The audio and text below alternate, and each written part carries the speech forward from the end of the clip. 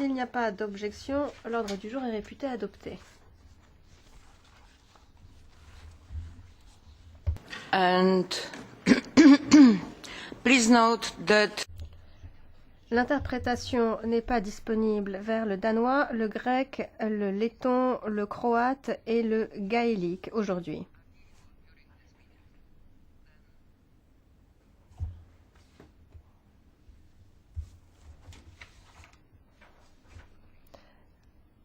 Chers collègues, veuillez prendre place. I would like to refer to the tragic event. J'aimerais revenir aux événements tragiques qui ont lieu dimanche dernier en Méditerranée, causant la mort de 800 personnes. La semaine dernière, nous avons eu un premier débat avec le commissaire Avramopoulos et l'ancien Premier ministre de Malte, M. Gonzi. Il s'agissait du rapport stratégique sur la situation dans la Méditerranée et le besoin d'avoir une approche holistique en matière de migration. Les deux co-rapporteurs sont Madame Metsola et Madame Kyenge. Lundi dernier, le Conseil des ministres a organisé une réunion spéciale et a évoqué un plan en 10 points présenté par la Commission. Cet après-midi, le Conseil européen va se rencontrer à l'occasion d'une réunion extraordinaire convoquée par le président Tusk. Le président Schulz va participer à cette réunion et présenter la position du Parlement. La plénière va organiser un débat la semaine prochaine à Strasbourg. Il y aura tout un ensemble de débats à Libé dans le cadre du rapport stratégique. Les prochains débats auront lieu le 6 et le 26 mai. Je donne maintenant la parole à Madame Kyenge au nom des deux co-rapporteurs de ce rapport d'initiative stratégique sur les migrations. Je vous en prie, Madame Kyenge.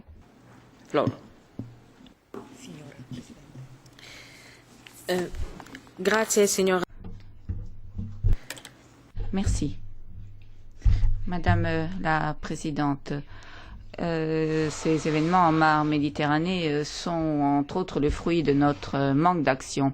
Et au nom de ma collègue Roberta Metsola, je souhaite vous proposer de rendre hommage aux victimes de cette dernière catastrophe, tragédie.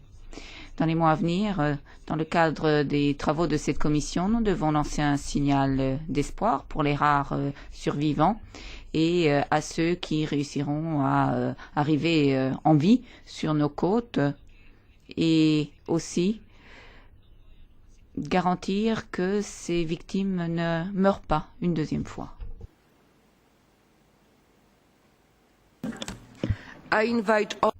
J'invite tous les collègues à observer une minute de silence.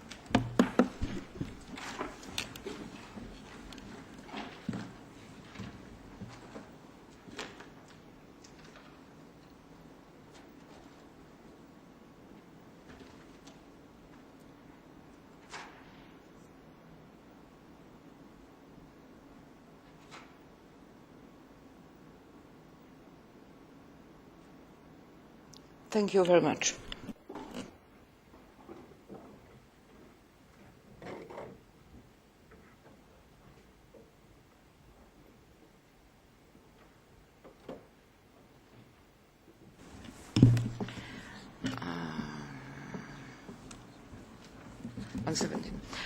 On 17 March, Le 17 mars, l'opération conjointe Marée a été lancée. Il s'agit du flux d'informations sur les groupes de criminalité organisée qui organisent les facilitations pour embarquer dans des navires en la Méditerranée et les mouvements secondaires que cela implique dans l'Union européenne.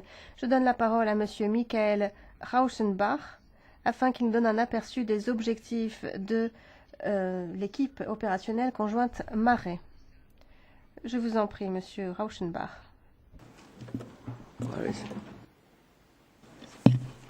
Thank you very much. Merci beaucoup, Madame la Présidente. Bonjour à tous. Merci de nous avoir invités à cette réunion. J'avais l'intention de vous présenter un PowerPoint.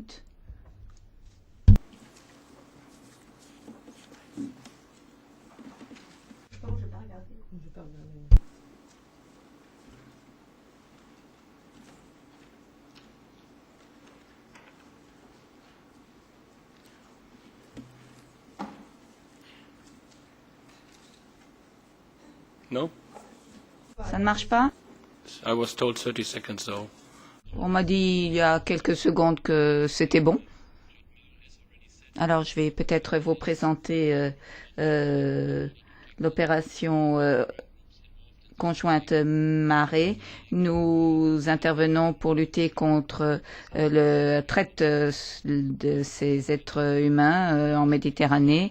Les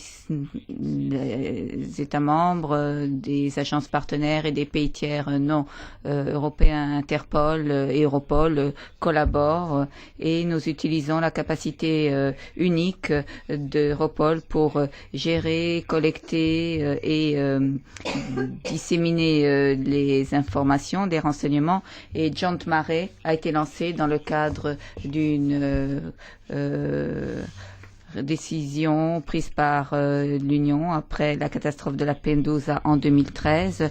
Nous avons conçu cette approche particulière parce que même si quotidiennement, nous arrivons à lutter contre la criminalité organisée au sein d'Europol, mais nous avons réussi à identifier, à reconnaître que notre façon de travailler traditionnelle ne permettra pas de lutter contre ces passeurs en Méditerranée en particulier, entre autres, parce que dans les pays de départ et de transit et dans l'Union européenne, nous sommes sentis obligés de voir cette approche particulière, Joint Mare, et nous avons estimé qu'il fallait aller au-delà des limites actuelle, par exemple la coopération avec les pays tiers qui est absolument nécessaire, mais comme vous le savez, juridiquement pour nous il s'agit d'un sujet très difficile s'il n'y a pas d'accord de coopération, donc nous devons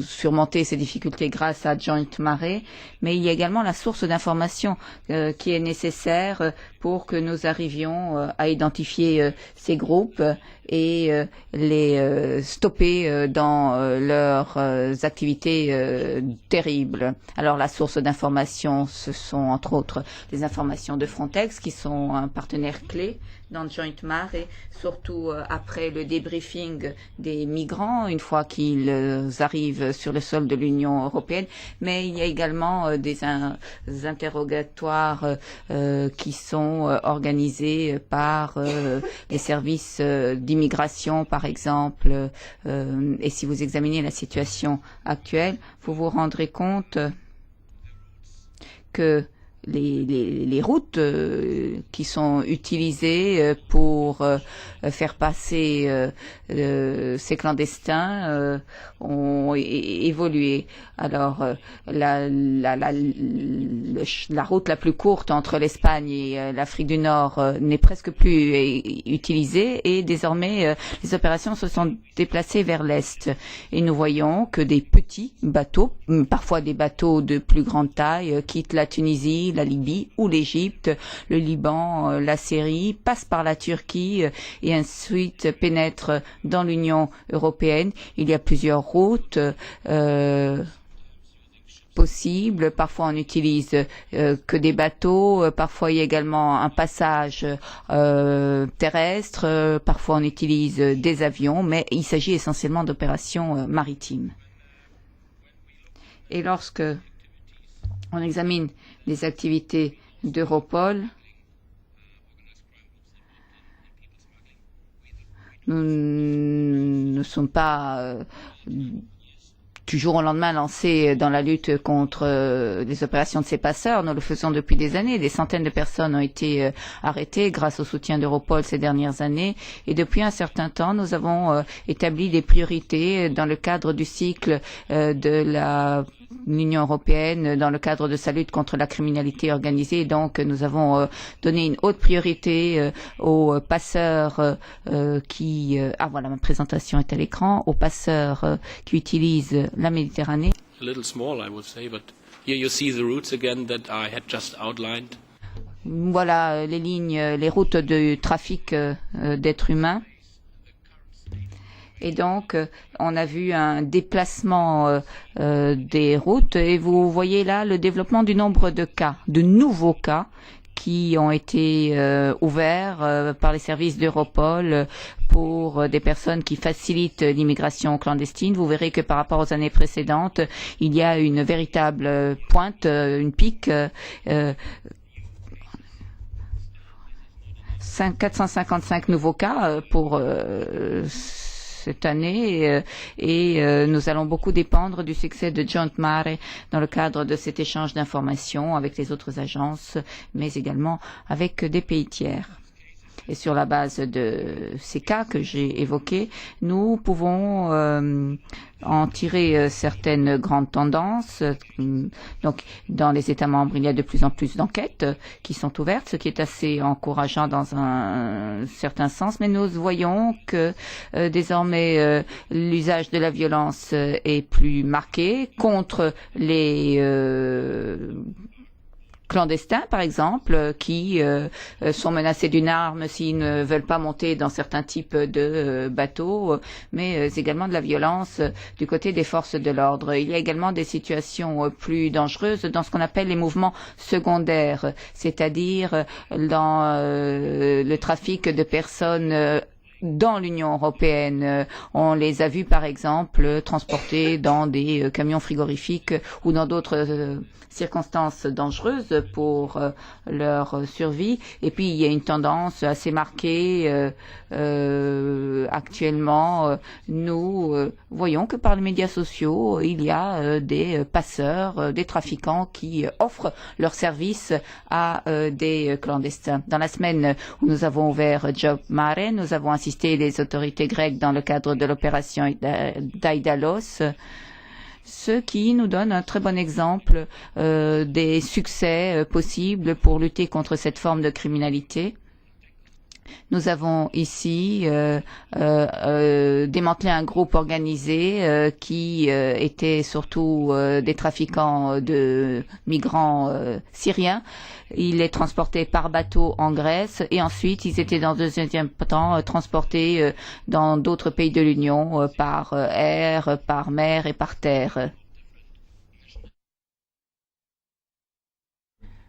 Nous avons arrêté 16 personnes d'une variété de nationalités, saisi toute une série de faux documents et une importante somme d'argent en liquide. Vous le verrez sur cette vidéo. Et nous avons estimé que ce groupe criminel qui par personne demandait entre 4 et 9 000 euros. Et nous estimons que leur bénéfice était de 7,5 millions des bénéfices pour ce simple groupe. Donc imaginez l'attrait que représente ce type d'activité pour des groupes de la criminalité organisée.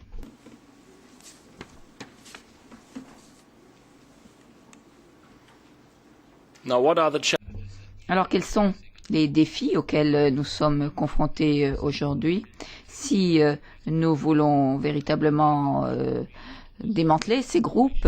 Nous devons créer un cercle d'information, un circuit d'information en provenant des États membres, de pays tiers, des informations des bureaux d'asile, des ministères chargés de ces éléments. C'est quelque chose de compliqué. Nous avons demandé aux États membres d'envoyer des officiers de liaison dans les pays voisins, dans les pays méditerranéens pour intégrer Joint Mare, pour faciliter le flux d'informations, parce que nous ne pourrons l'emporter que si nous centralisons les informations et ensuite les répartissons au départ d'Europol, parce que sur une base nationale, il est pour se dire impossible de démanteler ce type de groupe de criminels. Nous sommes également entrés en contact avec Interpol qui est extrêmement désireux d'intégrer Joint Mare et nous allons sans doute envoyer ils vont sans doute envoyer un membre Interpol dans l'équipe Marais, qui actuellement se trouve au quartier général d'Europol. Et le but essentiel de cette opération est d'obtenir, grâce à nos analyses, à nos renseignements, de lancer de nouvelles enquêtes, de les coordonner et tout simplement de bloquer les trafiquants, d'arrêter les bateaux avant qu'ils ne quittent les rives et rendre donc ce type d'affaires moins attrayant pour les criminels. Vous voyez également ce qu'il en est de certaines données de notre base de données. Et une fois que nous avons identifié un réseau actif dans un État de l'Union ou autre, nous créons des dossiers d'information à l'adresse de ces États membres ou de pays qui ne sont pas des États membres, ce qui leur permet à ce moment-là de lancer des enquêtes. Et c'est l'élément crucial, c'est-à-dire que ce sont des enquêtes qui seront par la suite coordonnées par-delà les frontières. Nous avons un centre au sein d'Europol qui permet de coordonner des opérations européennes ou même internationales et ainsi, dans une opération de coordination, arrêter ces personnes, saisir leur compte et les bloquer. Alors, je vous ai parlé des réseaux sociaux. Voici quelques exemples de l'utilisation faite de ces réseaux sociaux. Ouvertement, on offre des services de transport clandestin en Méditerranée et en coopération avec les États membres. Nous avons activé un contrôle des médias sociaux pour identifier les personnes qui offrent ces services, mais également pour arrêter l'offre de tels services et la présidente l'a rappelé, des services qui mettent en péril la vie de ces personnes. Alors, qu'en est-il de notre équipe? Job Mare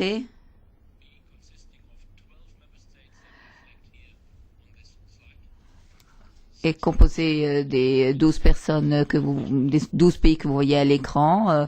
Des experts seront envoyés à Europol, travaillant avec nous, avec une équipe qui est chargée du trafic des êtres humains. Ce sont des personnes qui resteront en poste pour une année à peu près. À la fin de l'année 2015, nous évaluerons leur travail, nous en tirerons les conclusions quant à la suite à donner. Ces 12 États membres qui ont participé au lancement de Joint Mare et au sein du compte également des membres du secrétariat général d'Europol avec des représentants de Frontex qui sont tous engagés au succès de Joint Mare, qui se sont tous impliqués et qui se sont engagés à échanger avec nous sur une base quotidienne des renseignements, nous permettant ainsi d'avoir des informations qui pourront être transmises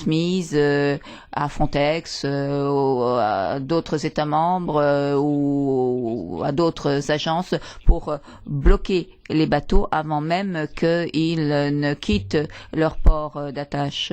Et Frontex jouera un rôle premier, et ce sera un de nos grands partenaires, mais également Interpol, parce que Interpol a la possibilité d'intervenir dans les pays avec lesquels nous n'avons pas d'accord de coopération. Voilà. À la fin de cette présentation, je souhaite vous dire que nous souhaitons avoir d'autres opérations de type d'Aidelos. Nous voulons identifier d'autres groupes de criminels. Nous voulons les arrêter. Nous voulons les arrêter, arrêter un nombre tellement important de groupes que ces activités de trafic d'êtres humains ne sera plus attrayant. Nous comptons bien entendu sur la collaboration des États membres, mais nous savons malheureusement que des enquêtes sont en cours, des enquêtes dont nous ne sommes pas saisis à Europol. C'est vraiment un point que nous devons examiner, un type de problème à éviter à tout prix à l'avenir. Nous voulons continuer à récolter collectivement proactivement des renseignements. Pour le moment, il y a une équipe de Joint Mare en Italie qui, avec les collègues de Frontex, assiste les Italiens pour identifier les personnes qui sont responsables de la catastrophe de dimanche dernier. Donc c'est l'approche que nous avons décidé de mettre en place. Jusqu'à présent, nous avons eu deux des experts promis qui sont arrivés à Europol. Les 6 autres seront là dans les semaines à venir et donc nous serons au complet opérationnels pour pouvoir mettre en place les objectifs que j'ai soulignés ici. Merci, je serai ravie de répondre à vos éventuelles questions. Thank you very much. Merci beaucoup. Merci pour cette présentation. Je donne maintenant la parole à la Commission européenne, à Monsieur Laurent Michel, afin qu'il nous fasse part de ses commentaires. Thank you, Mrs. Chair. Merci, Madame la Présidente. Mesdames et Messieurs, Jot Mare a été créé à l'initiative de la Commission européenne dans le contexte du groupe de travail sur la Méditerranée suite aux événements tragiques de Lampedusa. Après les événements de dimanche, nous sommes tous d'accord sur le fait que nous devons redoubler d'efforts pour lutter contre les personnes responsables de tout cela. Ce soir, au Conseil européen, il y aura une véritable déclaration de guerre contre ces trafiquants. Jot Mare sera un élément essentiel dans la mise en œuvre de ce programme. La décision d'avoir une réunion, un conseil extraordinaire lundi, au lendemain de ces événements tragiques, a été un véritable signe de notre détermination. Le commissaire Avramopoulos a présenté un plan d'action en 10 points, avec un certain nombre de questions liées à la lutte contre ces trafiquants. L'élément clé pour moi, pour Jot Mare, est la coopération entre les États membres et l'échange d'informations. Jot Mare ne peut être efficace que si les forces de l'ordre des États membres coopèrent et sont prêtes à échanger des informations. C'est là le principal défi. Je pense que la coopération entre les agences, entre Europol, Frontex, Interpol, fonctionne déjà très bien. Ce qui manque encore, c'est la confiance dans les forces de l'ordre dans les différents États membres. La confiance quant à la possibilité d'avoir un échange d'informations. Et c'est là que nous devons agir et redoubler d'efforts. Jot Mare pourra être efficace si l'on arrive à jeter des ponts là où il n'y en a pas aujourd'hui. Cela va aider dans les enquêtes, puisque l'un des éléments essentiels, ce sont également les enquêtes financières, voir d'où provient et où va l'argent qui vient de la diaspora notamment, et dont bénéficient cet Africain. Il faut pouvoir suivre ces fonds et nous allons le faire avec une grande énergie. Merci. Merci. Nous allons maintenant lancer le débat. Monsieur Correa. Thank you so much. Merci, Madame la Présidente. Merci pour ces deux présentations. Je ne vais pas revenir sur le plan d'action du commissaire Avramopoulos. On met trop l'accent, à mon avis, sur les mesures répressives et cela n'aide pas à sauver des vies et à faire face aux situations d'urgence. C'est justement les vies qui doivent être au centre de notre préoccupation. La tragédie en Méditerranée doit faire que l'on lance une approche holistique en matière de migration. Je n'ai aucun doute du fait que cette action commune de l'Union européenne apportera des éléments positifs, mais il en va de même du contrôle des frontières, des opérations de recherche et de sauvetage, la coopération avec les pays tiers, entre autres. Pour ce qui est du représentant d'Europol, j'aurais 3 questions à lui poser. Tout d'abord, vous ne l'avez pas dit, mais le directeur d'Europol, lui, l'a indiqué récemment, les États membres ne partagent pas suffisamment d'informations avec Europol, pas autant qu'ils ne le devraient. Voilà donc ma question. Qu'est-ce qui sera différent cette fois-ci? Pensez-vous que le cadre juridique est adéquat maintenant? Deuxièmement, des pays tels que la Turquie sont des pays clés pour mieux comprendre ce qui se passe, intercepter les trafiquants. Et dans votre déclaration, vous avez parlé de la coopération avec les pays tiers. J'aimerais mieux comprendre, avoir davantage d'informations concrètes. Qu'est-ce que cela signifie? Quel type de partage, quel type de coopération est envisagé avec les pays tiers, et notamment la Turquie, puisqu'à mon avis, c'est un pays qui a un rôle essentiel à jouer. Et troisièmement, étant donné la nature de ces opérations conjointes, pourriez-vous nous dire quel est le rôle d'Europol dans l'opération Mos Maiorum? Avez-vous eu accès aux conclusions de cette opération qui mettait également l'accent sur les personnes qui facilitaient, qui servaient de facilitateurs, de passeurs pour les immigrés clandestins? Merci. 9 personnes ont demandé la parole. Je vous demanderai de vous limiter à 2 minutes chacun. Madame Zippel. Vielen Dank, Frau.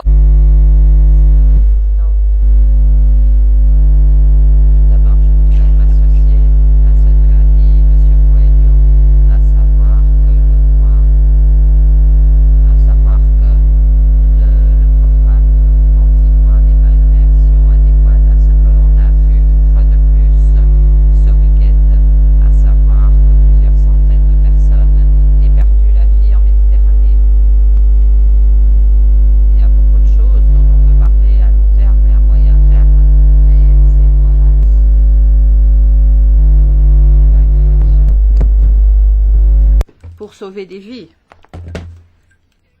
Et j'aurais aimé que l'on envoie un signal clair. Au lieu de cela, si j'ai bien compris, il n'y a même pas la disposition de mener une action comme Mare Nostrum à nos frais. On n'envisage même pas de financer une telle opération comme les Italiens l'ont fait. Et pourtant, ce serait possible. On doit se poser la question de savoir si on veut lutter contre les contrebandiers, mais il ne faut pas se leurrer. Les réfugiés d'Érythrée et de Syrie ont 100 trafiquants, sans personne qui les aide dans leur fuite, aucune chance d'arriver en Europe dans des conditions sûres. Et je trouve fortement dramatique que les États membres, et je m'arrêterai sur ces 2 points-là, ne se soient pas disposés prêts à envisager la possibilité de chemin sûr pour que ces personnes, ces réfugiés, puissent arriver en Europe. J'espère qu'aujourd'hui, le signal du Conseil sera plus clair et que l'on ne fermera pas les frontières de l'Europe. Merci. Merci. Madame Stevens.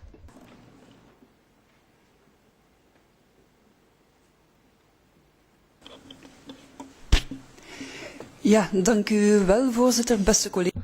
Merci beaucoup, Madame le Président. Chers collègues, je regrette énormément ce qui s'est passé en Méditerranée ces derniers jours. Chaque personne qui meurt est une personne en trop. Je voudrais être sûre, claire là-dessus. Mais il faut oser regarder la vérité en face aussi. Ce sont les trafiquants qui sont responsables de cela, pas nous.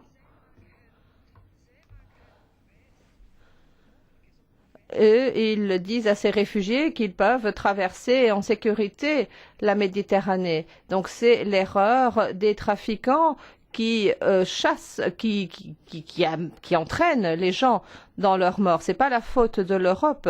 Dans les semaines à venir, nous devons vraiment travailler sur la recherche des trafiquants d'êtres humains et en même temps, nous devons également essayer de trouver des routes sûres de manière à ce que les gens puissent traverser la Méditerranée de manière sûre. Mais il ne faut pas non plus se leurrer. Tant que l'on ne change pas la racine du problème, tant qu'on ne s'attaque pas à l'origine du problème, la situation de guerre, l'insécurité, les mauvais traitements de gens, tant qu'on ne fera rien pour s'attaquer à ces racines, les gens vont tout faire pour arriver en Europe. Nous devons faire quelque chose pour que la situation change sur place et pour que les gens puissent vivre en sécurité dans leur propre pays. C'est très important aussi. Thank you. And now, Merci. Madame Post. Tack så mycket. Jag måste... Merci beaucoup. Bon, désolé, je ne peux pas être d'accord avec l'oratrice précédente.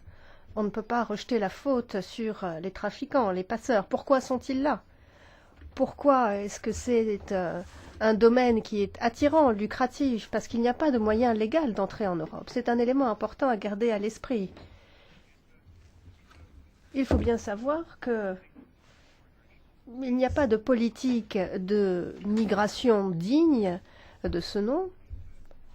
Et donc, je suis plutôt surprise, en tant que citoyenne de l'Union européenne, de voir que ce n'est que lorsque l'on a ce type de catastrophe que l'on commence à parler du fait qu'il faut arrêter ces passeurs, ces trafiquants. Alors bien sûr, il faut le faire, mais la première réaction devrait être comment empêcher ces personnes d'agir en faisant en sorte qu'il y a des moyens légaux d'accéder à l'Union européenne. C'est l'un des moyens de les arrêter. Je pense qu'Europol sera d'accord avec moi sur ce point. Et cela simplifierait grandement votre travail s'il y avait des canaux légaux pour entrer dans l'Union européenne. Les opérations de recherche et de sauvetage, comme par exemple Mare Nostrum, devraient être une deuxième étape pour prévenir ce type de désastre et l'empêcher. Il faut, à mon avis, ne pas uniquement se pencher sur les trafiquants et les passeurs. Merci. Madame Ernst.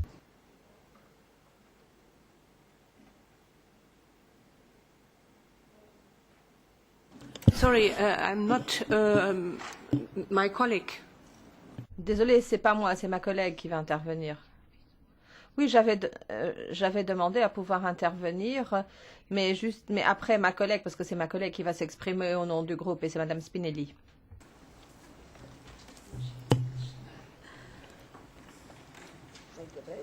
Thank you. Yeah. Ma se io sono molto... Je suis très surprise par l'intervention de M. Mouchel, et plus particulièrement par une phrase qu'il a prononcée. Il a dit qu'après ces 700 décès en Méditerranée, tout le monde est d'accord pour dire que la priorité, c'est la lutte contre les trafiquants. Mais ce n'est pas le cas, Monsieur Mouchel. Nous ne sommes pas tous d'accord avec vous. Il y a une grande partie de personnes qui, ici, au Parlement, sont contre. Vous venez d'entendre Madame Post juste avant moi. Par contre, je pense que les institutions sont d'accord sur ce point. La priorité, c'est la lutte contre ces trafiquants, un peu comme si les trafiquants étaient véritablement à l'origine de ce qui se passe en Méditerranée. Un peu comme si les trafiquants n'étaient pas là pour combler un vide juridique qui doit être comblé par l'Europe avec des voies d'échappatoire juridique. C'est un peu comme si on réglait le problème en luttant ainsi contre les guerres, ces personnes qui fuient en masse leur pays. Donc, question. Quelle est l'utilité de la multiplication des agences d'émission qui toutes s'occupent de cet élément unique dont s'occupe l'Union européenne aujourd'hui, qui s'occupe uniquement et exclusivement des trafiquants et ne lutte pas contre l'origine de ce problème. Nous voulons connaître le coût de ces opérations, de toutes ces propositions, de Joint Mare par exemple, et le coût également des interventions civiles et militaires qui seront, j'imagine, annoncées dans les jours à venir par le Conseil européen. Monsieur Mouchel, alors que la Commission a affirmé qu'il n'y a pas d'argent pour les opérations de secours.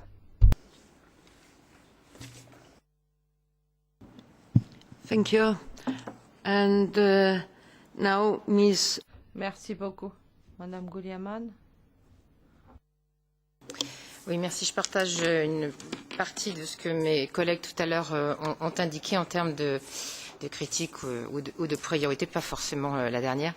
Mais je voulais insister aussi sur le fait que vous avez abordé quelque chose de très très important aussi, c'est la question de l'échange et de la coopération dans l'échange d'informations. Ça a l'air d'être une vraie problématique et je pense que les différents États membres seraient fondés à continuer à travailler en la matière. Mais ma question ne porte pas sur ça. On entend parler dans le plan en 10 points, dont je partage les critiques qui ont été formulées tout à l'heure, qu'il y aurait la possibilité d'aller détruire les bateaux utilisés par les trafiquants. Or, dans le même temps, on entend aussi indiquer qu'il faudrait un mandat pour ce faire, mandat international pour ce faire. Donc, est-ce qu'on pourrait préciser cette question des règles d'intervention? Je ne voudrais pas que ce type de sujet vienne handicaper la priorité au secours des personnes qui sont en train de mourir en Méditerranée. Thank you. And, Merci.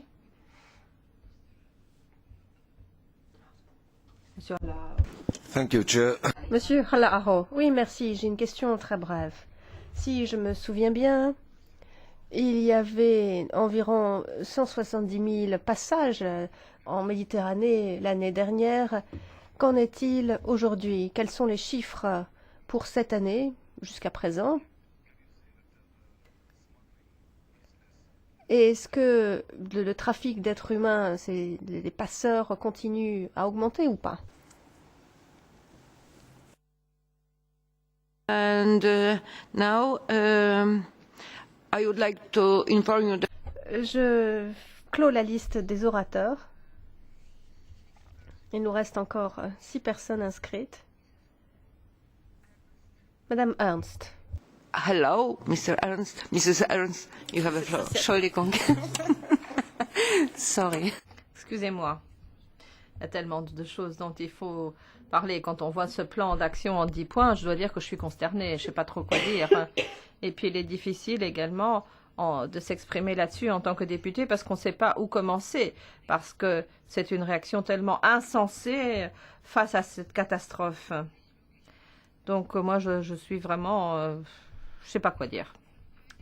Et puis, je trouve également qu'il est complètement idiot de rejeter exclusivement la faute sur les passeurs. Bien sûr, on est tous contre les passeurs, on n'a pas besoin d'en parler, mais le problème, c'est quand même autre chose. Le problème, c'est que c'est la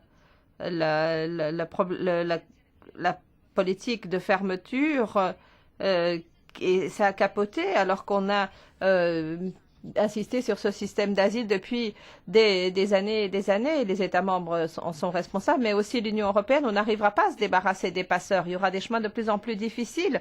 Vous pouvez tous les arrêter en Méditerranée. À ce moment-là, ils vont passer par la voie terrestre, et même s'il faut passer par le pôle Nord, c'est comme ça. Et vous, l'image que vous avez esquissée dit qu'il y a des immigrés irréguliers de Syrie. C'est quand même une gifle pour les réfugiés. Mais pourquoi ils sont irréguliers? Pourquoi ils sont illégaux? Expliquez-moi. Moi, j'en ai ras-le-bol, ras-le-bol. Franchement, je suis dégoûtée de voir l'argumentation que vous mettez en œuvre. Vous dites qu'il faut surveiller les médias sociaux. Ah, alors là... Comment voulez-vous procéder? C'est quoi vos idées? C'est quoi vos propositions? Maintenant, vous voulez contrôler les médias sociaux. Comment pouvez-vous à ce moment-là mieux lutter contre les passeurs? Peut-être militaire? Et puis, avec quel pays voulez-vous collaborer? Avec quel État criminel voulez-vous collaborer? Moi, ça m'intéresserait de le savoir, de le connaître. Ce que vous faites, ça va à l'encontre des valeurs de l'Union européenne, de A à Z. Et franchement, je suis dégoûtée de voir ce que l'on fait. La dignité humaine, vous n'en avez cure.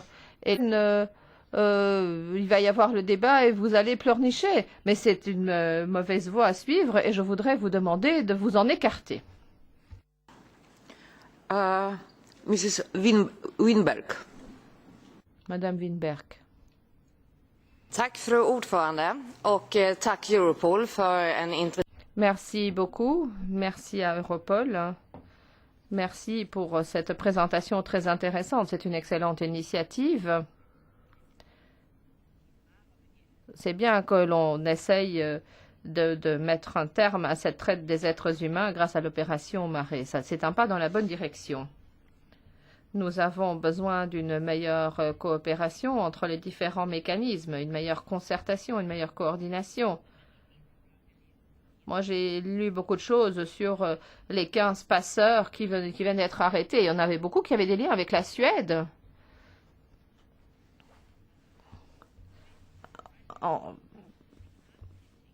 Peut-être qu'on devrait regarder de plus près ce qui se passe en Suède pour envoyer un signal.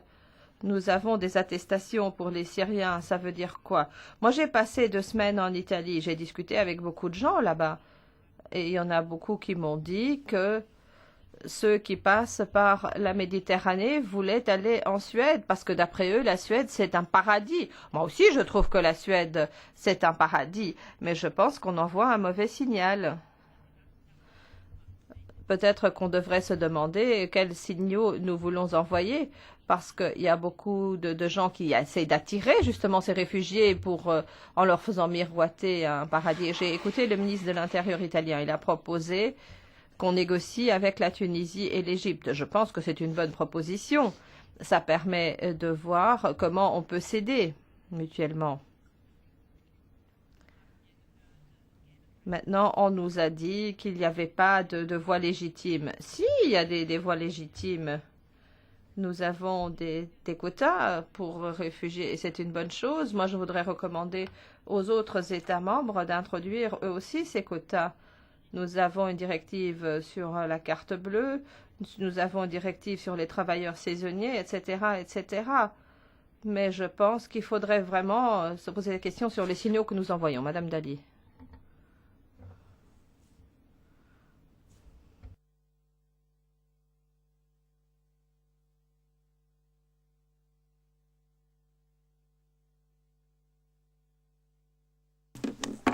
Okay, this one is working. ħanitkellem bil-Malti li hija l-lingwa tiegħi u nixtieq. Bon, je vais parler maltais, ma langue maternelle. D'abord, le premier point. On parle souvent des 700 personnes comme les médias, mais on oublie une autre tragédie qui s'est déroulée il y a quelques semaines. 400 personnes ont perdu la vie. Il y a 1100 personnes qui sont mortes en l'espace d'une semaine. Voilà pourquoi, oui, nous disons que c'est une des voies les plus difficiles par laquelle les gens essayent de passer en Europe. C'est peut-être pas de la faute de l'Union européenne. Moi, j'ai l'impression que notre faute, c'est le fait de ne pas avoir de politique. Nous n'avons pas de politique qui a échoué, mais nous n'avons pas de politique tout court. Et puis, je pense qu'il faut également dire que nous ne devons pas uniquement nous tourner vers l'Union européenne, nous devons regarder comment appliquer la communauté internationale. C'est une question que nous devons examiner dès le départ. C'est un problème que nous devons essayer d'attaquer à sa racine. Pour ce qui est du plan 10 points, c'est un plan très vague, sans calendrier, sans détails sur différentes questions. Et je voudrais que la Commission nous dise une chose. L'un des points, c'était que l'on essaye d'accroître différentes opérations opérationnelles telles que Poséidon. Mais pendant combien de temps un grand nombre de ces stratégies sont menées près de la Libye? Est-ce qu'on va étendre ce qui se fait ailleurs? Et puis, je voudrais savoir de la part de la Commission ce qu'elle envisage de faire à propos de Marée. L'une des premières réactions, c'était de dire que ça allait être un centre qui collectait des informations, qui serait soutenu par Europol. Mais comment va Marée faire face à ces à ces tragédies et comment ce sera financé? Nous savons que les États membres n'avaient même pas assez d'argent pour financer Mare Nostrum. C'était trop coûteux d'après eux. Oui, effectivement, des initiatives sont nécessaires, mais ces initiatives doivent donner des résultats et on ne devrait pas uniquement parler d'initiatives pour dire, ben voilà, on prend une initiative, on fait quelque chose. Non. Mrs. Vergiat. Madame Vergiat. Merci beaucoup. Je suis d'accord avec tout ce qui a été dit par mes collègues sur le fait que les réponses actuelles ne sont pas à la hauteur. Je partage la consternation qui a été évoquée par beaucoup de gens. Je suis d'accord sur la nécessité de mettre des moyens d'envergure pour le sauvetage en mer et c'est là qu'est la priorité.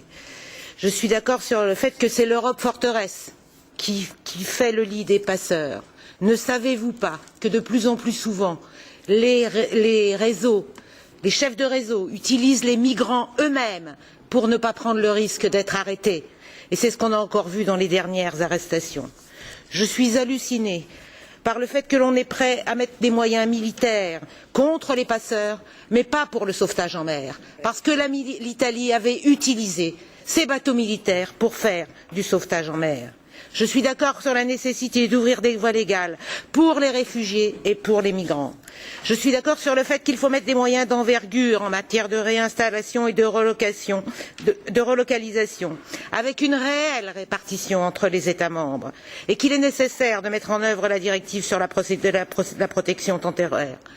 Appel à la communauté internationale peut-être, mais les pays de l'Union européenne n'ont pas été à la hauteur de la crise qui se joue au Moyen-Orient. Seules l'Allemagne et la Suède ont répondu. Sur le reste des États membres, nous sommes bien en deçà des efforts qui ont été faits, je ne parle même pas des pays limitrophes. Visiblement, on met la priorité sur des moyens massifs pour le retour encore plus rapide. Et cela s'inscrit dans le cadre des processus de Rabat et de Khartoum.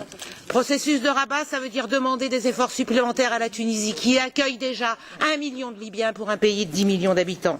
Processus de Khartoum, ça veut dire moyens massifs donnés aux pays de la Corne de l'Afrique, et notamment 300 millions à l'Érythrée, la pire dictature de l'Afrique, la Corée du Nord de l'Afrique. Alors à quoi vont servir ces moyens? Moi je dis 300 millions utilisés en Méditerranée, c'est mieux que de les donner à un dictateur. Quel type de coopération voulez-vous avec ce type d'État? Ce n'est pas parce que on les enverra mourir ailleurs que l'on réglera le problème. On aura un peu moins de pression de l'opinion publique, mais les gens continueront à mourir. Et ça, c'est insupportable.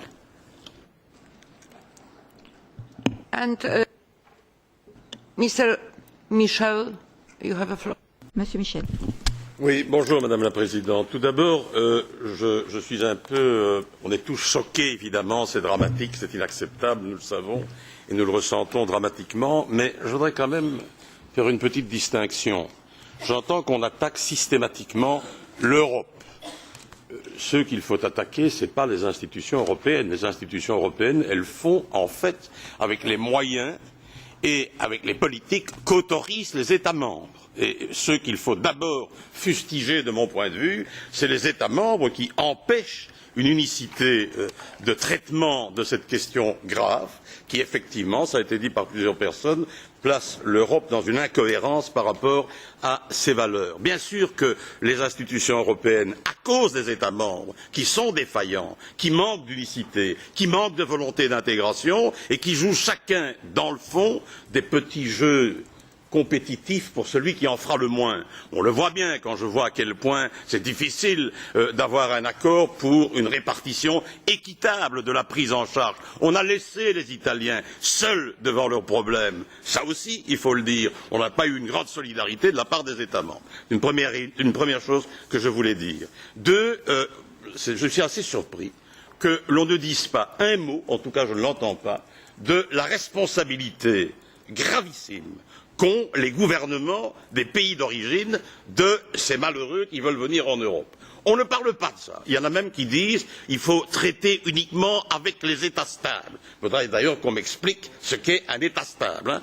Mais je ne vois pas comment on peut résoudre une partie du problème si on n'a pas un dialogue politique pointu avec ces pays dont la gouvernance est catastrophique et qui créent des situations où les gens n'ont plus comme seul espoir, comme seule opportunité, comme seule alternative que de fuir le plus vite possible ces exactions et ces choses absolument abominables.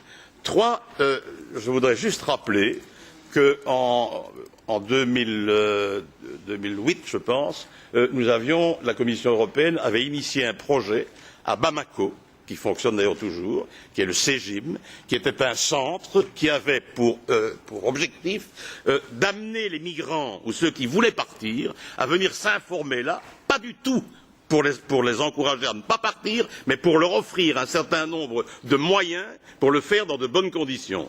C'est un centre qui a fonctionné à Bamako. On pouvait leur offrir des contrats. C'était un partenariat entre la Commission européenne, l'Espagne et la France. Et par exemple, l'Espagne de M. Zapatero et de M. Moratinos offrait un certain nombre. Madame, excusez-moi, ça me paraît quand même assez important et je ne suis pas beaucoup intervenu jusqu'ici. Et je parle de ce problème parce que j'ai une question à poser à la Commission européenne. On ne va pas m'empêcher de poser cette question. Et donc, l'objectif, c'était d'informer les gens sur les pays où il y avait des possibilités pour eux, de leur offrir des formations professionnelles, par exemple aussi des formations linguistiques, de leur offrir éventuellement un accès à certains crédits pour pouvoir faire leur petite entreprise chez eux. Ça a fonctionné un certain temps. On me dit que c'est un peu en léthargie, ça se termine et on m'annonce qu'il y aura une évaluation vers le mois de juin. Donc la question que je pose aux représentants de la Commission, est-ce qu'on a déjà un premier bilan de cette opération? Parce que l'idée, c'était en fait un projet pilote, et l'idée, c'était d'en essaimer un certain nombre dans les pays d'origine ou dans les pays de transit, pour positiver la migration et pas pour en faire tout le temps une chasse à l'homme ou une chasse sordide, en fait, aux intérêts et à nos intérêts en particulier. Okay, Mr. Michel, thank you very much. And Mrs. Merci, Madame Tova. Благодаря, госпожо президент. Много неща вече се казаха. Аз приветствам един такъв... Merci beaucoup. Je remercie ceux qui sont intervenus jusqu'à présent. Nous avons entendu parler de ce projet pilote. Je suis pour, parce qu'on a besoin de ce type d'enquête. Il faut démanteler ce type de réseau et il faut que l'on collecte le maximum d'informations, de renseignements pour qu'il y ait échange entre les États membres et pour qu'on coordonne ces échanges d'informations. Alors, quelle sera la suite? Il y a un plan en 10 points qui ne porte que sur l'interception, le démantèlement de ces réseaux de bateaux, mais nous devons également nous interroger si nous détruisons ces bateaux dans la Méditerranée, comment allons-nous faire face au passage terrestre? Et puis j'ai encore une question à poser à l'adresse du représentant de la Commission. Je pense qu'il y a certains retards au niveau de la Commission en termes d'actions concrètes, parce que chaque fois qu'il y a une nouvelle tragédie en Méditerranée, on organise des réunions spéciales, ministres des Affaires étrangères, réunions extraordinaires du Conseil européen, et on joue aux pompiers en quelque sorte, on attend la prochaine catastrophe. Allez-vous présenter des solutions plus spécifiques? Dans le cadre du sommet, allez-vous présenter des solutions plus spécifiques, par exemple, pour permettre des moyens, des voies de migration légale? Il y a également cette crise humanitaire qui est à nos frontières, mais quel est également l'avenir des migrants qui sont dans l'Union européenne? Il y a pas mal de problèmes sociaux. Madame Stevens, 1 minute, pas plus. Belongs to you. For 1 minute. 1 minute maximum. Dank u wel, voorzitter. Ik heb nog enkele bijkomende vragen. Merci beaucoup.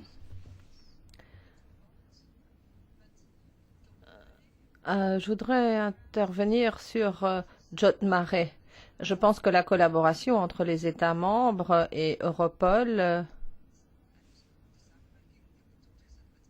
et la collaboration avec Interpol et Frontex est bonne, mais il faut essayer de voir également ce qu'il y a des pays qui ne font pas partie de l'Union européenne, des pays qui sont maintenant des pays voisins de la zone de conflit, la Libye, la Tunisie par exemple. Comment est-ce que la coopération peut se passer concrètement avec ces pays-là? C'est ça la question que je me pose. Le soutien de ces pays. Quel type d'information est échangé par ces pays-là? Est-ce que c'est quelque chose qui se fait de manière bilatérale ou uniquement par Interpol ou Europol? Comment est-ce que ça se passe? Et puis Europol et Interpol, est-ce qu'ils vont également examiner la responsabilité de certains pays au Moyen-Orient, tels que le Qatar et les Émirats arabes unis et l'Arabie saoudite également, où apparemment on rend la vie plus facile aux passeurs. Ils ont des comptes en banque, etc. Est-ce qu'on va examiner la situation là aussi? Merci. Je me tourne vers la Commission. Monsieur Muscar. Et ensuite, Monsieur Rosenbach, je vous rends la parole. Merci beaucoup, Madame la Présidente. J'avoue que je suis un peu surpris par le débat. Pourquoi? Parce que nous étions censés discuter de Joint Mare. Joint Mare, c'est la lutte contre les trafiquants. Et c'est un des aspects, un des volets de notre politique qui est chargé de lutter contre les trafiquants. Je ne suis pas intervenue sur le reste, parce que le débat sur les 10 points, le débat sur l'approche globale, c'est la semaine prochaine, en plénière, c'est à ce moment-là qu'il y aura débat.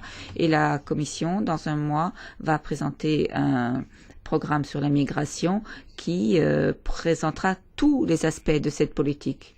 Aujourd'hui, nous avons 1 heure pour discuter de la lutte contre les trafiquants. Et c'est la raison pour laquelle nous nous sommes concentrés sur la lutte contre les trafiquants. Je n'ai pas parlé de réinstallation, je n'ai pas parlé des voies légales pour entrer dans l'Union européenne, de coopération avec les pays tiers. Il s'agissait exclusivement de parler de Joint Mare. Mais je ne suis pas d'accord avec l'analyse sur le plan d'action, sur ces 10 points qui sont présentés. Quel est le premier de ces 10 points? Le premier de ces 10 points. Je peux vous distribuer le texte, vous l'avez eu dans la presse. Le premier point porte sur le renforcement de Triton et Poséidon. C'est notre première priorité.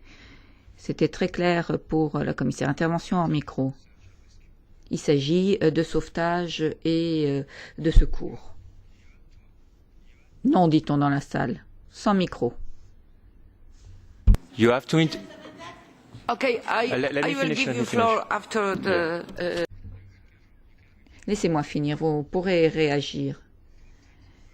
Les opérations Frontex sur les 40 000 vies qui ont été sauvées depuis le 1er janvier, depuis le début de cette année, 1/3 de ces vies ont été sauvées grâce à des opérations Triton. Frontex est intervenu dans des opérations de recherche et de sauvetage, mais dans le respect de son mandat. Et dans le respect de le mandat, parce que c'est logique. Vous avez adopté au Parlement européen un règlement sur Frontex. Et nous devons respecter ce même règlement. Donc, ce que nous voulons prévoir, c'est un renforcement, augmenter Triton, augmenter également le champ d'application géographique de Triton pour sauver plus de vies. C'est notre objectif.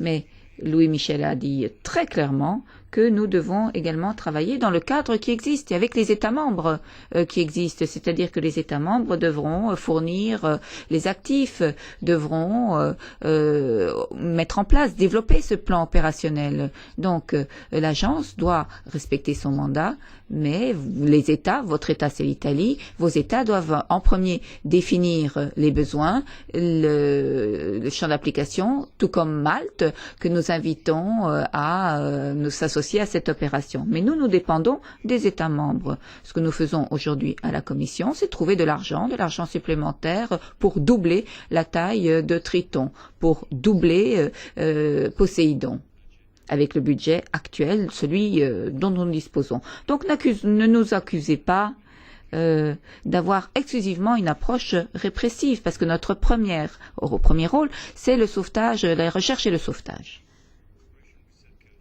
Pour la coopération avec les pays tiers, je voudrais tout simplement signaler que Frontex va déployer un officier de liaison en Turquie pour renforcer la coopération avec les autorités turques dans ce domaine.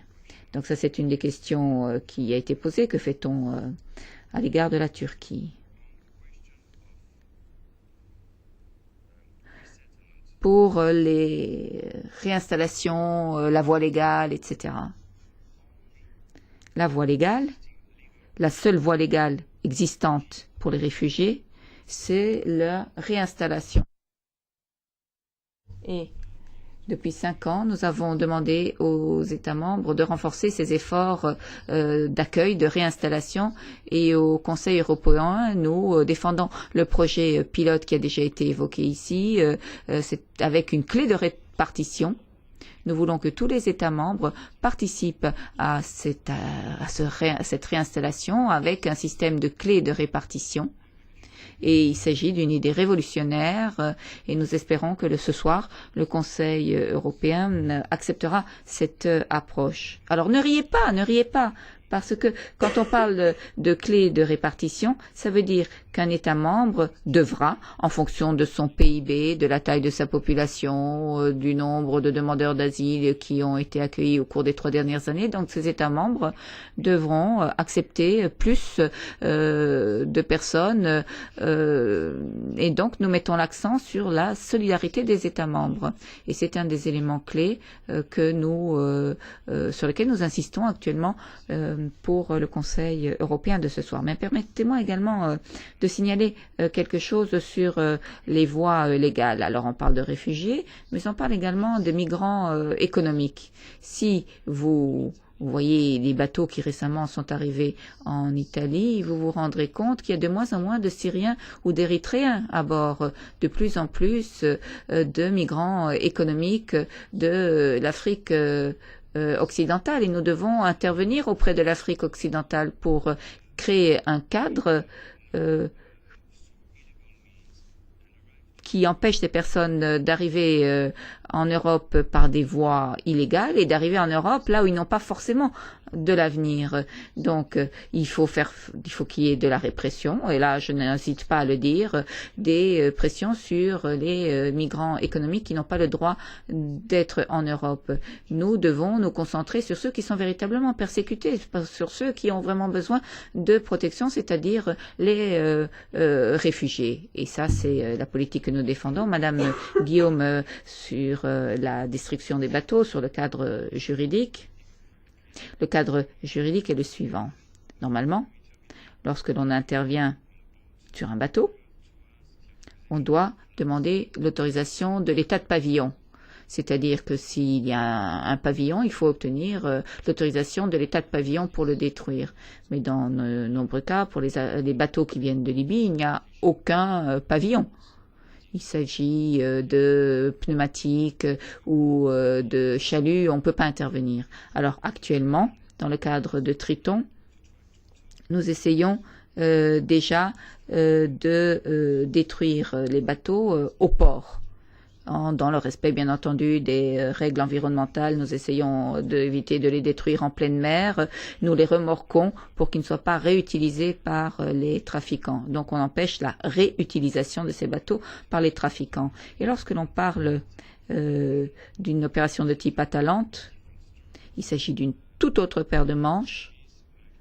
Effectivement, on aurait dans ce cas-là besoin effectivement d'un mandat des Nations Unies si on intervenait sur le sol libyen pour arrêter les trafiquants ou pour détruire leur stock de bateaux pneumatiques. Et donc c'est une question sur laquelle nous devons nous pencher, qui fait d'ailleurs actuellement l'objet de discussions au sein du Conseil dans les différents comités responsables. Donc la destruction des bateaux, si elle se faisait en Libye, devrait passer par l'adoption d'une résolution des Nations Unies ou le soutien des Nations Unies. Mais si nous remorquons les bateaux dans les eaux internationales, les bateaux utilisés par les trafiquants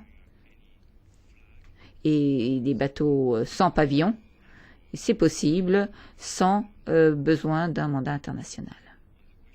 Pour répondre à la question de M. Haro sur les chiffres, 170 000 traversées l'année dernière, et depuis le début de cette année, le 1er janvier, nous sommes à 40 000 pour la Méditerranée centrale. Mais ce que je souhaite évoquer ici, c'est qu'il y a également une pression accrue sur la mer Égée. Et compte tenu de la situation en Libye, notre analyse nous montre qu'il y aura sans doute une pression accrue sur les îles grecques, plus que sur le sud de l'Italie, mais tout cela, bien entendu, devrait être confirmé. On verra ce qu'il en sera dans les semaines à venir, parce que la bonne saison, entre guillemets, vient à peine de commencer. Voilà, je pense avoir répondu à Madame Dalli sur le champ d'application. Il faudra le concevoir avec le pays hôte une fois qu'on aura les fonds supplémentaires pour CGM à Bamako. Il est vrai que c'était une des grandes initiatives de la Commission qui n'a pas été un grand succès jusqu'à présent. Mais nous envisageons d'autres types de centres avec l'IOM, plus particulièrement au Niger, au Soudan peut-être, ou même en Tunisie, pour appliquer ce type d'idée, c'est-à-dire des centres où on informerait les migrants sur les opportunités économiques, sur les possibilités de la voie légale pour arriver en Europe, mais également sur les risques que représente la voie clandestine. Et nous envisageons également d'encourager des opérations de retour volontaires.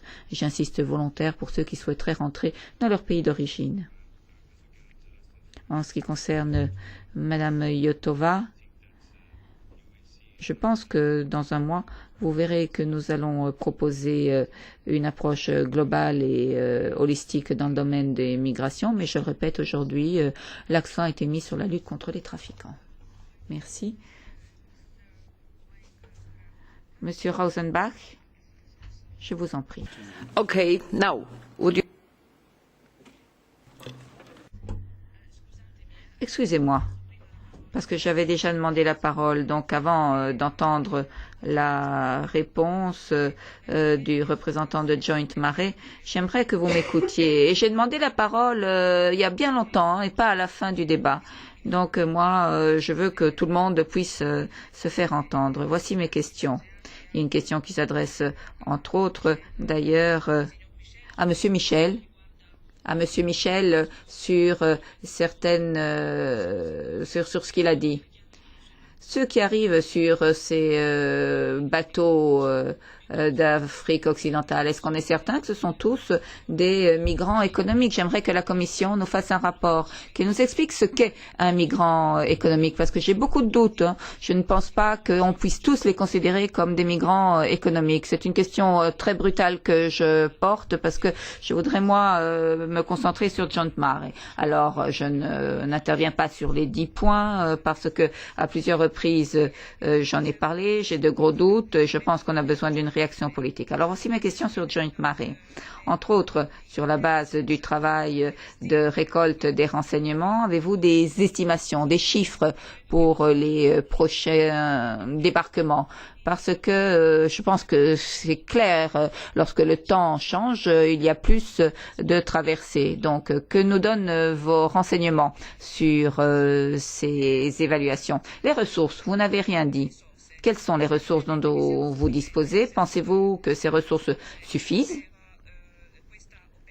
pour cette opération? On a parlé de 12 pays. Et les 16 autres, où sont-ils? Y a-t-il un travail pour persuader ces 16 autres pays? Et quels sont les engagements pris par ces 16 pays? Ensuite, quels sont les pays tiers? Vous les avez pas cités. J'aimerais des précisions sur l'implication également des pays au-delà de la Méditerranée. Merci. Madame Spinelli, 1 minute. Grazie. Merci. J'ai assez avec 1 minute. Je voulais simplement répondre aux représentants de la Commission sur les missions de Frontex et Triton.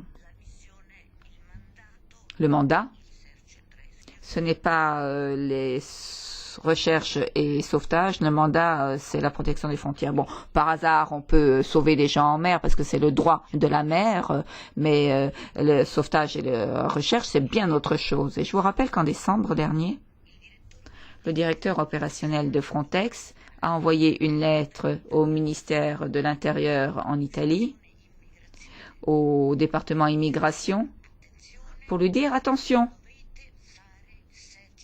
vous ne devez pas faire des opérations de recherche et en haute mer au-delà des 1000 déterminés par Triton, pas en haute mer. Ne faites pas trop d'opérations de recherche et de secours.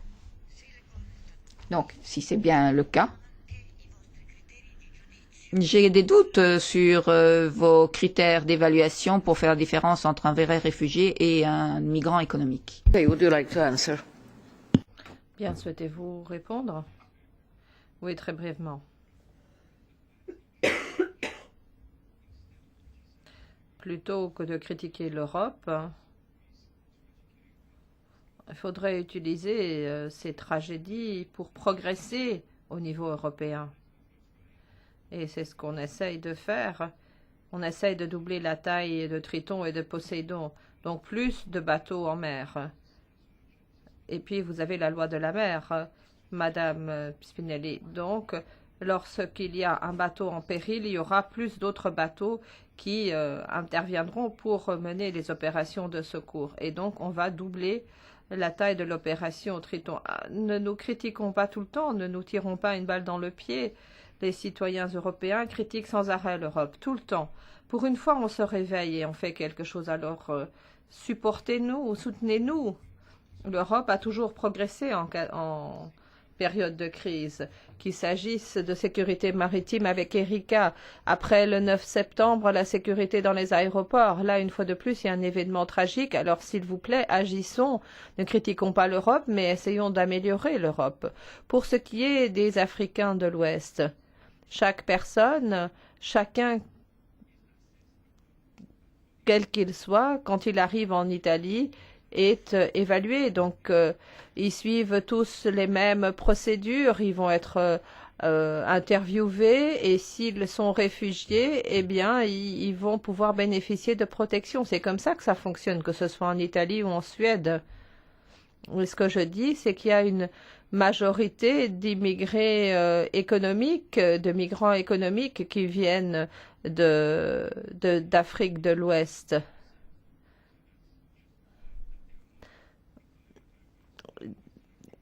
Et s'il y a des Syriens, eh bien, il y a beaucoup moins d'immigrés et de migrants économiques que de véritables réfugiés. Merci. Je vais maintenant donner la parole à Monsieur Michael Rausenbach pour qu'il réponde. Brièvement, s'il vous plaît, 2 minutes. Thank you very much, Madam Chair. I'll try.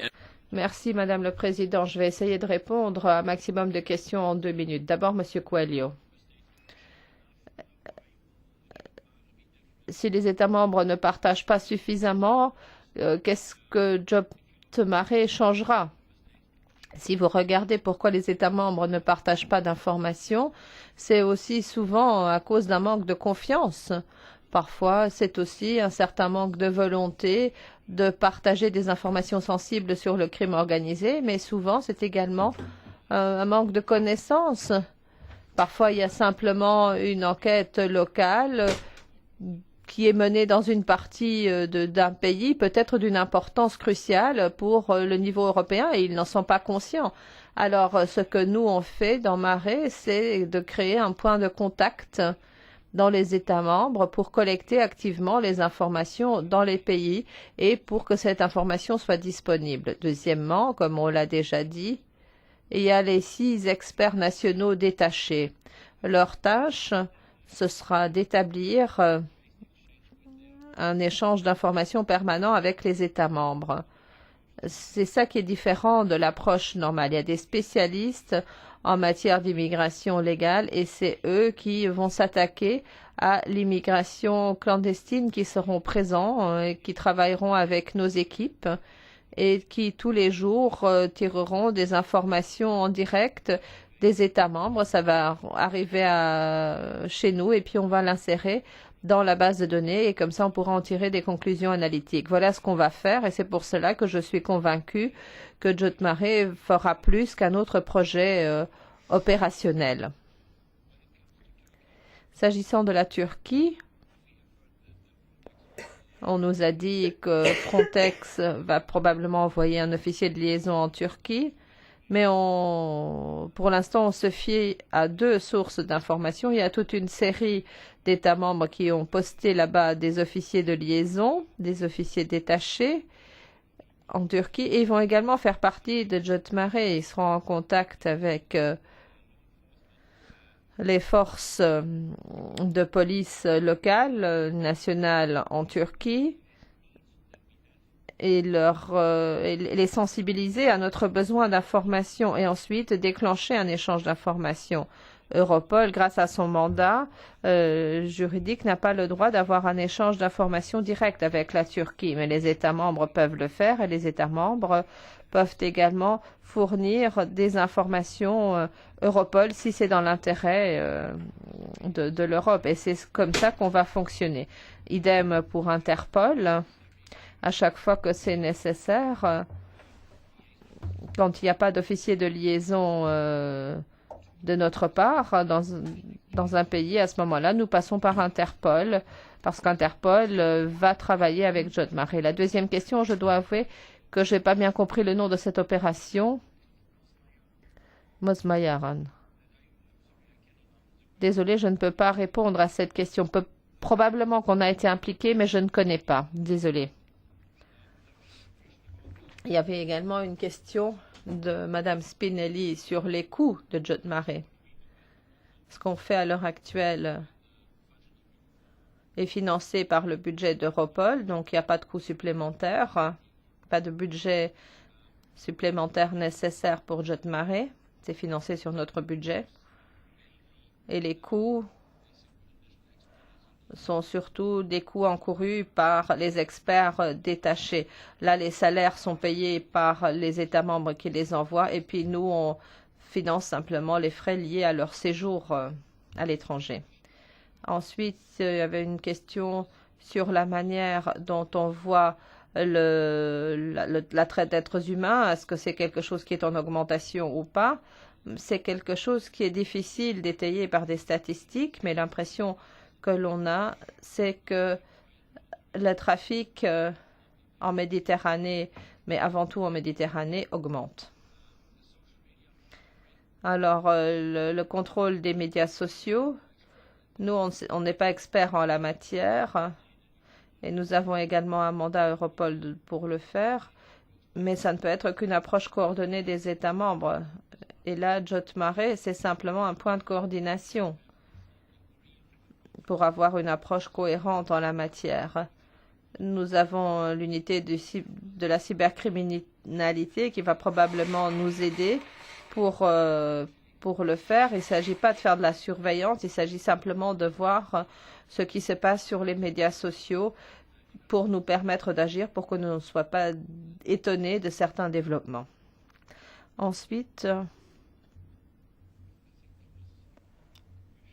je pense qu'il y avait encore une question.